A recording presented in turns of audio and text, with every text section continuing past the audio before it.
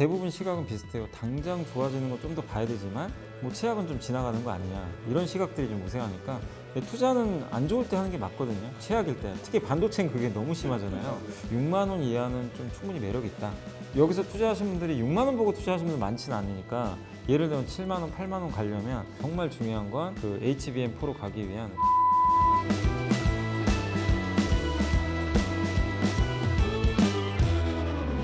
2025년이 시작되고 외국인들의 유입이 시작이 되면서 증시 상승에 대한 기대감이 커지고 있습니다. 올해 초 시장의 핵심 트렌드와 키워드가 무엇이고 또한 설 명절 이후에 2월 달에 증시에 대해서 우리 같이 이야기 나눠보도록 하겠습니다. 오늘 도움 주실 분은요. NS증권 염승환 이사님과 함께합니다. 안녕하세요. 네, 안녕하세요. 예, 최근에 외국인들의 유입세가 좀 돌아오면서 사실 이게 추세 상승으로 가는 거 아니냐 이런 얘기도 좀 나오고 있는데 이사님께서는 그 외국인 지금의 그 수급 어떻게 지금 보고 계시고 어떤 섹터에서 많이 들어오고 있다라고 좀 평가를 하고 계시는가요? 이제 작년에 뭐 하반기에 너무 많이 팔아가지고 한 20조 팔았는데 이제 지금 연초인데 1조 이상 샀더라고요. 그래서 정말 오랜만에 좀 주식이 들어오는데 근데 또 최근 며칠은 또 샀다 팔았다 좀 반복해서 조금 이제 매수 강도는 확실히 좀 떨어진 모습인데 일단 이제 이렇게 샀던 배경은 뭐 제가 봤을 때는 그동안 이제 너무 과도하게 빠졌던 게 제일 큰 것 같아요. 미국이 너무 좋았기 때문에 뭐 사실 작년 하반기 말로 갈수록은 신흥국이 대부분 안 좋았어요. 뭐 한국만 안 좋은 건 아니고 근데 한국은 계엄 선포 때문에 더 안 좋긴 했지만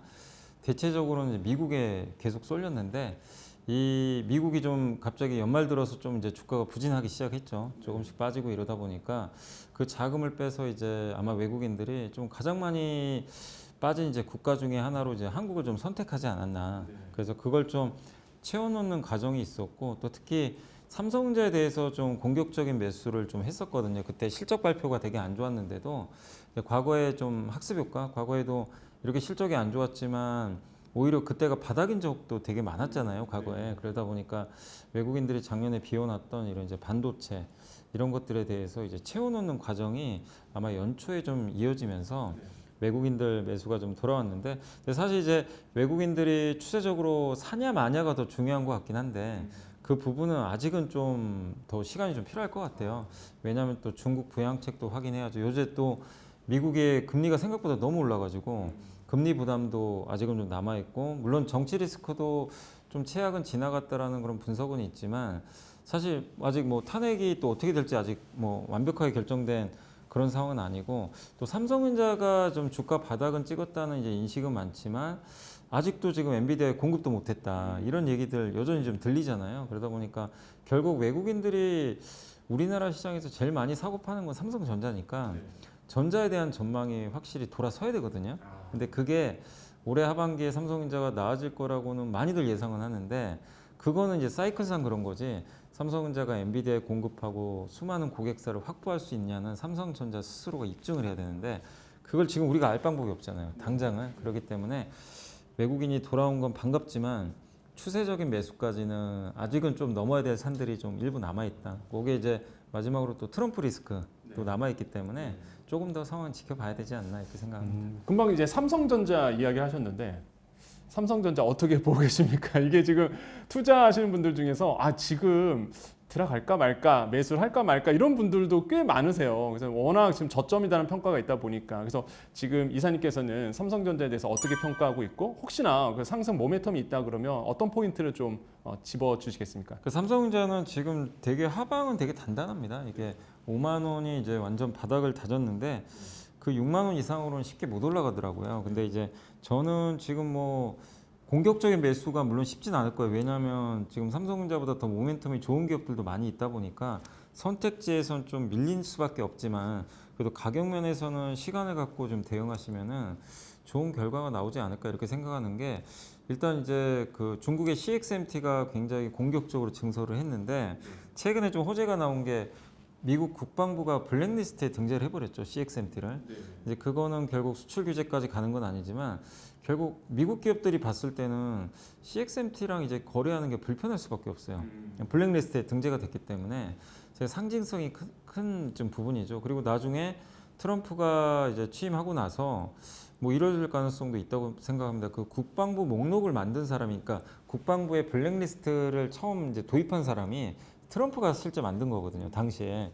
그래서 과거 대통령 시절 이걸 만들었기 때문에 그 블랙리스트를 보고 CXMT를 실제로 또 규제할 가능성도 저는 배제할 수 없다. 그래서 왜 이 말씀 드리냐면 삼성전자 주가 빠진 거에 한 30%는 또 중국 리스크가 있었어요. 너무 공격적으로 증설한 게. 근데 그 부분만 해소가 돼도 자원 보고는 6만 원 이상까지는 저는 가능하다고 보거든요. 그리고 지금 이번 실적 발표도 했지만 여기서 이제 대부분 시각은 비슷해요. 당장 좋아지는 건 좀 더 봐야 되지만 뭐 최악은 좀 지나가는 거 아니냐 이런 시각들이 좀 우세하니까 근데 투자는 안 좋을 때 하는 게 맞거든요. 최악일 때 특히 반도체는 그게 너무 심하잖아요. 확인하고 사면 너무 늦어버리고 그러니까 그 두 가지만 봤을 때는 6만 원 이하는 좀 충분히 매력 있다. 근데 이제 여기서 투자하신 분들이 6만 원 보고 투자하시는 분들 많지는 않으니까 예를 들면 7만 원, 8만 원 가려면 그건 이제 아까 처음에 말씀드린 대로 삼성이 이제 잘해줘야 돼요. 결국엔 엔비디아 저도 좀 깜짝 놀란 게 젠슨항이 아직도 테스트 중이다. 그 얘기 듣고 와 아직도 안 됐구나. 정말 쉽지 않구나. 설계도 다시 해라 막 이렇게 나오니까 좀 저도 좀 충격받았거든요. 그러니까 아 삼성의 이게 참 HBM이 엔비디아의 조건을 충족하기 좀 쉽지 않았나 보구나. 근데 어쨌든 임박은 한 것 같은데 HBM3E가 뭐 통과가 돼도 그게 실적에 큰 영향을 못 줄 거는 같아요. 왜냐면 물량이 적을 수밖에 없어요. 왜냐하면 올해 하반기에 HBM4로 넘어가요 또. 근데 지금 이미 너무 늦어버렸죠 사실상. 근데 이걸 통과해야 어쨌든 HBM4도 우리가 기대할 수 있는 거기 때문에 어쨌든 한 단계 더 레벨업 하려면 HBM3E가 어쨌든 빨리 뭐 저기 삼성 쪽에 좀 들어갈 그러니까 그 엔비디아 쪽에 공급될 좀 저는 좀 필요는 있지 않을까. 그래서 그런 것들이 좀 가셔야 된다면 분명히 이제 삼성전자가 또 7만 원까지는 가지 않을까. 그래서 6만 원까지는 자율 반등은 충분히 나올 것 같아요. 아까 말씀드린 그런 악재들이 좀 해소되면서 가는데 7만 원, 8만 원은 삼성전자가 하이닉스보다 뭔가 우위에 있다는 걸 보여줘야 되고 또 한 가지가 HBM4도 되게 중요한데 HBM4는 아직 아무도 공급을 안 하잖아요.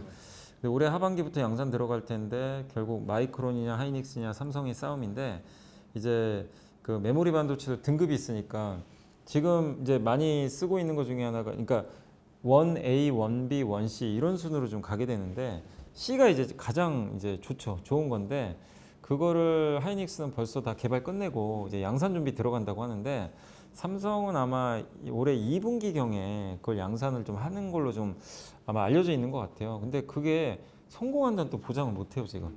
근데 그게 올해 2분기경에 제대로 양산이 된다면 그거를 이제 HBM4의 그 원C D램을 탑재할 거거든요. 그거 굉장히 중요한 거예요.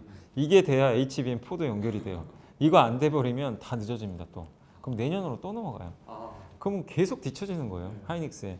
그러니까 정말 삼성 입장에서 HBM3 늦은 건 어쩔 수 없는데 HBM4마저 늦어버리면 정말 이제 하이닉스에 그냥 계속 밀려버릴 수밖에 없거든요. 그럼 미래가 좀 암담해지는 거죠, 사실 어떻게 보면. 그래서 정말 중요한 건 그 HBM4로 가기 위한 원C D램. 이게 이제 그래서 주주분들 입장에서도 원C D램을 좀 기억하셨다가 기사들이 앞으로 계속 나올 거예요. 뭐 업데이트가 되겠죠. 이제 기자분들이 발로 뛰어서 그런 거 취재하시니까 그걸 보면서 계속 업데이트 하셔가지고 생각보다 잘 되면 주가는 빨리 복원되는 거고 그게 늦어지면 이제 계속 6만 원까지는 갈 텐데 어떻게 보면 이제 레벨업 하는 거는 굉장히 시간이 오래 걸릴 수밖에 없다. 그래서 그 변수는 꼭 좀 기억하셨으면 좋을 것 같습니다. 자, 오늘 전해드린 정보 잘 참고하셔갖고요. 성공적인 투자하시길 바라겠습니다. 오늘 말씀 감사합니다. 네, 감사합니다.